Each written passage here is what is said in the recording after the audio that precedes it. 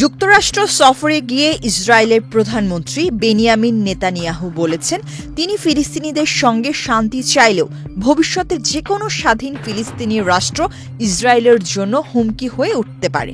তিনি বলেন, এমন একটি রাষ্ট্র ইসরায়েলকে ধ্বংসের প্ল্যাটফর্মে রূপ নিতে পারে, তাই সার্বভৌম নিরাপত্তার ক্ষমতা কেবল ইসরায়েলের হাতেই থাকবে।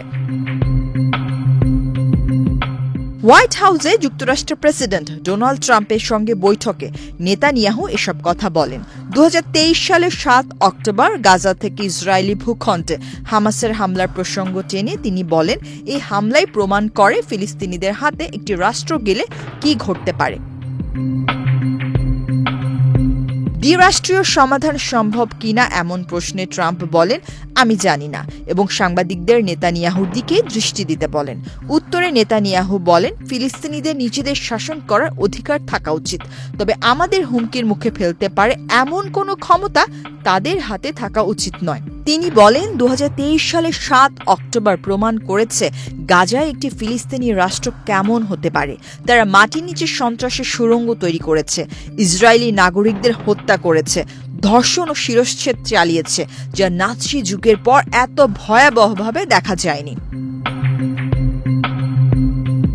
নেতানিয়াহু আরও বলেন, এই কারণে কেউ আর বলবে না যে তাদের আরেকটা রাষ্ট্র দেওয়া হোক, সেটা ইসরায়েল ধ্বংসের প্ল্যাটফর্মে পরিণত হবে। ফিলিস্তিনি শান্তি প্রক্রিয়ার প্রসঙ্গে তিনি বলেন, আমরা এমন ফিলিস্তিনি প্রতিবেশীদের সঙ্গে শান্তির পথ খুঁজব যারা আমাদের ধ্বংস করতে চায় না, কিন্তু সার্বভৌম নিরাপত্তা আমাদের হাতেই থাকবে।